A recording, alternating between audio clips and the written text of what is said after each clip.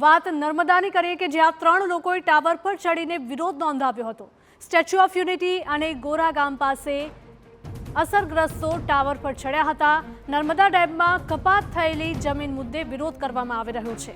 અત્યાર સુધી વળતર કે જમીન નહીં મળ્યાનો તેમની રાવ છે। 19 ગામોના અસરગ્રસ્તોને લાભ નહીં મળ્યાની રાવ છે। અસરગ્રસ્તોની માંગ નહીં સંતોષાતા તેઓ ટાવર પર ચડ્યા હતા।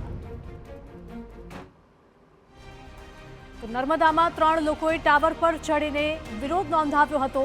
અનોખા વિરોધના દ્રશ્યો કેમેરામાં કેદ થયા છે। સ્ટેચ્યુ ઓફ યુનિટી અને ગોરા ગામ પાસે અસરગ્રસ્તો ટાવર પર ચડ્યા હતા। નર્મદા ડેમમાં કપાત થયેલી જમીન મુદ્દે વિરોધ નોંધાવવામાં આવી રહ્યો છે। અત્યાર સુધી વળતર કે જમીન નહીં મળ્યાની તેમની રાવ છે। તો 19 ગામના અસરગ્રસ્તોને લાભ નહીં મળ્યાની તેમની રાવ છે। અસરગ્રસ્તોની માંગ જો નહીં સંતોષાય તો તેમણે આંદોલનની પણ ચીમકી ઉચ્ચારી હતી। નર્મદાથી આ દ્રશ્યો સામે આવી રહ્યા છે। પોતાના જીવને જોખમમાં મૂકીને અહીંયા વિરોધ નોંધાવતા હોય તેવા કંઈક દ્રશ્યો સામે આવ્યા। 3 લોકો ટાવર પર ચડ્યા હતા અને વિરોધ નોંધાવ્યો હતો। સ્ટેચ્યુ ઓફ યુનિટી અને ગોરાગામ પાસે અસરગ્રસ્તો ટાવર પર ચડ્યા હતા। નર્મદા ડેમમાં કપાત થયેલી જમીન મુદ્દે વિરોધ કરવામાં આવી રહ્યો છે। અત્યાર સુધી વળતર કે જમીન નહીં મળ્યાની તેમની રાવ છે। તો 19 ગામોના અસરગ્રસ્તોને લાભ નહીં મળ્યાની રાવ છે।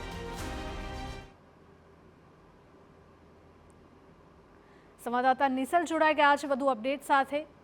વિશાલ, જણાવશો કે નર્મદાની આ ઘટના છે, 3 લોકો ટાવર પર ચડીને વિરોધ કરી રહ્યા હતા। જી વિશાલ।